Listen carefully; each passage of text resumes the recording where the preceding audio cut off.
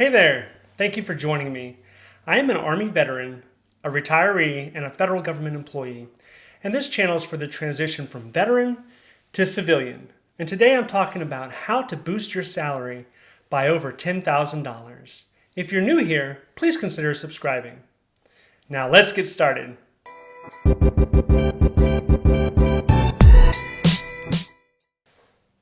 If you are currently in a job with no growth, meaning a dead-end job where you hit the ceiling and there's no more room or potential to grow, you can realistically expect about a 3% pay raise every year. This can be frustrating. As we gain new experiences, we feel that we should be properly compensated for those experiences. Now, according to the U.S. Bureau of Labor Statistics, the average salary in the United States right now is just over $53,000 a year. And consider that the average worker stays at their position in their company for over 4 years. So knowing that, how are we able to boost our salary? Well, the best way that you can maximize your salary and boost it by over $10,000 a year is by switching jobs. If you've been at your current job for 4 years or longer and you're not gaining any new skills and you're not having any new experiences, you might want to consider that it's about time to put yourself back out there and search for another opportunity. When people decide to switch jobs, they earn on average 10 to 20% more in their salary in their new position. On the national average salary, a 20% increase ends up being about $10,700 more per year, looking at over $900 more per month. Besides earning more money, a new role in a new company can also bring new experiences and new responsibilities. You can refine your leadership skills and may even get exposure to a certain type of software or system, and this can help you advance in your career. You might have heard this saying, but it's true. The best time to start looking for a job is when you already have a job. That is why I believe that everybody in their current position should always be updating and refining their resume. Every 3 or 6 months, take a look at your resume, add in new experiences, and keep it updated because you never know when you might need it.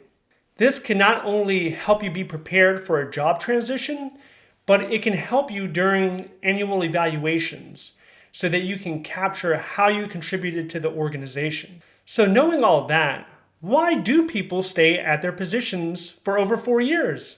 Well, first, I generally feel that a lot of people end up feeling complacent and comfortable in their current position. They already know the organization, they know their coworkers, they know the work culture, and they feel comfortable with that. Also, there's the fear of the unknown. People don't know what they don't know, and they're scared of that fact. We don't know how our new boss would interact or treat us. We don't know the new work culture. Is it a toxic culture? We have no idea. But we assume the worst, and that's when we retreat into our comfort zone. We subconsciously decide to stay in our lower paid jobs. Now, every strategy comes with its own risk, and the risk in this strategy is if you move around too much, it could potentially send a red flag to future employers. So you do not want to move every 6 months or 1 year or 18 months. Generally speaking, most people feel it's normal or typical to stay at least 2 years and then perhaps jump from that point to the next opportunity. However, everyone's situation is different. There could be a multitude of reasons on why you want to stay in that job, and I cannot address all the variables in this short video. But I would encourage you to explore that option. I personally did when I was working at the Department of Veteran Affairs. I jumped from that position and I ended up working at the Department of Housing, and I did experience about roughly a 15% increase. And not only that, I now have the opportunity to interact with systems I never would have if I stayed back at the VA. So I am definitely happy that I was able to make that move. Well, that wraps up this video on how to boost your salary by over $10,000 a year. If you have any suggestions, comments, or questions, please leave those below. And if you like this video, please click like and subscribe. Thank you for watching, and I'll see you in the next one.